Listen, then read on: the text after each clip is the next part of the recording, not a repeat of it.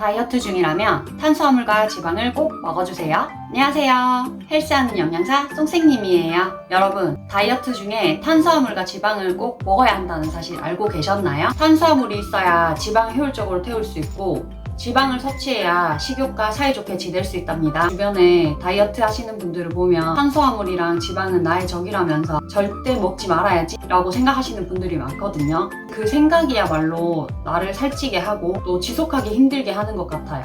그래서 오늘 코칭 내용을 공유하면서 탄수화물이랑 지방에 대한 이야기를 좀 해보려고 해요. 추가로 다이어트 중에 컨디션 관리를 꼭 해야 하는 이유에 대해서도 이야기해 드릴게요. 채팅 내용을 보면 친구가 마음이 편안해졌다면서 진짜 감사하다고 저한테 얘기하잖아요.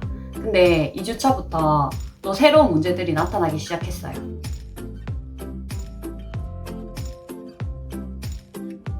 채팅 내용을 요약하면 친구가 체중이 0.5kg 늘었고 마카롱이나 빵, 쿠키 같은 당류가 높은 음식들이 당기기 시작했다고 얘기하거든요.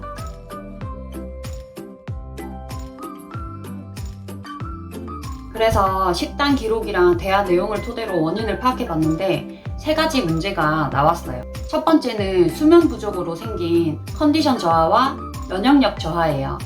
두 번째는 탄수화물 부족, 세 번째는 간식의 종류였는데 내용을 조금 더 자세하게 살펴볼게요.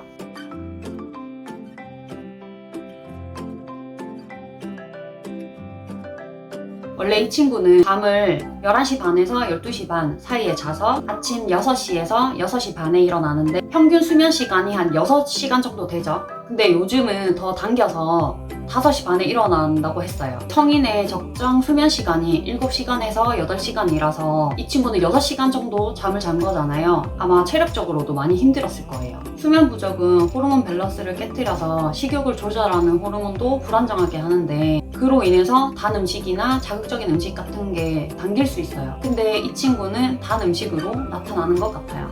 그러면 어떻게 해야 될까요? 네, 수면 시간을 조금 늘려줘야겠죠. 물론 이제 바쁜 친구다 보니까 7, 8시간을 자기 힘들어도 최소 6시간은 확보할 수 있도록 하는 게 필요할 것 같아요. 그리고 채팅 내용에서 이 친구가 구내염이랑 손에 상처가 잘 낫지 않는다고 했었잖아요. 근데 2주차에 접어들면서 목감기 같은 목 통증이 생겼다고도 했었거든요. 그래서 영양이 부족한 건 아닌가 하는 생각이 들어서 제가 1, 2주차 식단도 다시 한번 살펴봤어요. 1주차 식단에는 식이섬유가 많아서 좋았는데 평균 100g 내외로 섭취했고 100g이 채 안 되는 날들도 많았어요. 2주차에는 간식을 제외하면 탄수화물이 7, 80g 정도가 됐고 무리하게 밥을 줄인 날에는 확실히 간식 섭취가 늘어났어요. 근데 이 친구는 운동을 주에 3번, 4번 하거든요. 그래서 탄수화물을 100g 정도 먹는 것은 좀 부족하지 않나 하는 생각이 들었어요. 그럼 이 친구는 하루 탄수화물을 얼마나 먹어야 될까요? 탄수화물량을 계산하려면 먼저 친구에게 필요한 하루 섭취 칼로리를 알아야 돼요. 근데 이 친구는 사무직으로 일하고 있기 때문에 활동량을 고려해서 계산을 하면 하루에 1700칼로리 정도의 섭취 열량이 나와요. 근데 체중 감량을 목표로 하고 있기 때문에 하루에 섭취할 수 있는 칼로리를 1400에서 1500 정도로 잡아볼 수 있을 것 같아요. 이 칼로리는 친구가 운동을 전혀 하지 않고 이 열량에 맞춰서 식단만 조절했을 경우에 한 달에 1kg 정도를 감량할 수 있는 수치예요. 이 열량에 탄수화물의 비율을 40에서 55% 적용하면 탄수화물 양이 150에서 206g이 되는데 이 정도는 밥 2공기에서 3공기 정도의 탄수화물 양이에요. 거기에 운동까지 하고 있으니 탄수화물이 부족할 수밖에 없겠죠. 경험상 탄수화물을 100g 이하로 줄이면 식욕 조절이 너무 힘들어지더라고요. 그래서 한 120에서 150g 정도는 먹어주는 게 좋은 것 같아요. 그래서 제가 친구에게 탄수화물을 하루 150g 정도로 늘려보는 건 어떠냐고 제안을 했어요. 사실 제가 이렇게 조언을 해도 이 친구는 아직 탄수화물에 대한 거부감이 있기 때문에 갑자기 탄수화물 양을 늘리기는 힘들 거예요. 다만 제 바람은 이 친구가 탄수화물에 대한 거부감을 줄여서 식사를 조금 더 행복하고 즐겁게 하는 모습을 보는 거예요. 추가로 하루 섭취 칼로리와 탄수화물 섭취량을 참고만 하셨으면 좋겠어요. 우리 몸은 유기적이라서 꼭 칼로리에 맞춰서 감량이 되는 건 아니에요. 그냥 단순하게 참고만 할 수 있는 지표 정도라고 생각하시면 돼요. 그리고 그람수까지 타이트하게 조절을 하다 보면 식사에 대해서 강박이 생길 수 있어요. 중요한 것은 탄수화물, 단백질, 지방을 하루에 몇 그램씩 먹느냐가 아니라 내 식단을 계속 수정하고 피드백하면서 나에게 맞는 양과 흐름을 익혀가는 거예요. 다이어트 중에 간식은 나쁜 것이라고 생각하는 사람들이 참 많아요. 근데 사실 그렇지 않죠? 간식이랑 과자는 다르잖아요.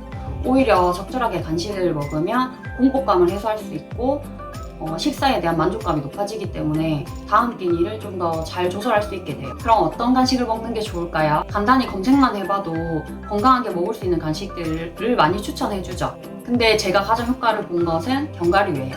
견과류는 지방에 속하지만 절대 한 줌 정도로는 살찌지 않고 다이어트 중에 부족해지기 쉬운 필수 영양소를 보충할 수 있어서 알러지가 있거나 싫어하시는 분들이 아니라면 드셔보시길 추천드리고 싶어요. 또 지방은 호르몬을 만드는 재료이기 때문에 식욕과도 밀접한 관련이 있어요. 우리는 절대 호르몬을 거스를 수 없기 때문에 적절하게 지방을 섭취하면서 호르몬이 날뛰지 않도록 조절해줘야 돼요. 또 제가 여러 가지 간식 중에 견과류를 추천하는 이유는 견과류의 지방은 혈당을 급격하게 높이지 않기 때문에 무언가 더 먹고 싶은 느낌을 주지 않고 또 포만감도 오래 가도록 유지해주기 때문이에요. 하지만 아쉽게도 견과류 한 줌으로는 우리의 배가 차지 않죠. 그래서 드실 때 커피나 차를 더해서 천천히 음미하면서 드셔보세요. 배가 소름 끼치게 부르다 그런 느낌은 아니어도 배고프지 않은 느낌이 오래 머물 거예요. 그래서 친구에게도 견과류를 추천해줬어요.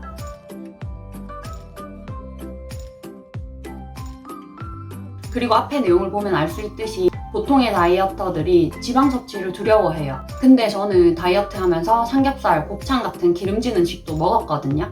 사실 우리가 지방 섭취를 두려워하게 된 것은 지방이 탄수화물, 단백질보다 그람당 열량이 높기 때문이에요. 근데 우리의 몸은 지방을 100% 흡수할 수 없을 뿐더러 생각보다 많은 지방을 먹을 수 없어요. 오히려 식사에서 지방 섭취를 줄여버리면 탄수화물을 더 원하게 될 수 있기 때문에 지방을 줄이기보다는 탄수화물, 단백질, 지방을 골고루 먹는 습관을 들여보셨으면 좋겠습니다.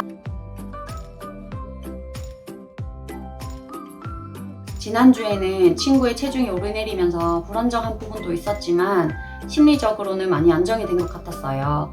체중을 감량하는 것도 좋지만 지속 가능한 다이어트를 위해서는 마음 훈련도 필요한 것이니 친구도 저도 조급해하지 않으려고 하고 있습니다. 또 친구의 이번 주 목표는 갑작스럽게 드는 폭식과 가식을 가급적 자제하는 것인데 근본적인 문제가 좋아지고 있는지 지속적으로 컨디션을 체크하고 있어요. 이번 주는 더 건강한 시간이 되었으면 좋겠는데 여러분들도 같이 응원해주세요.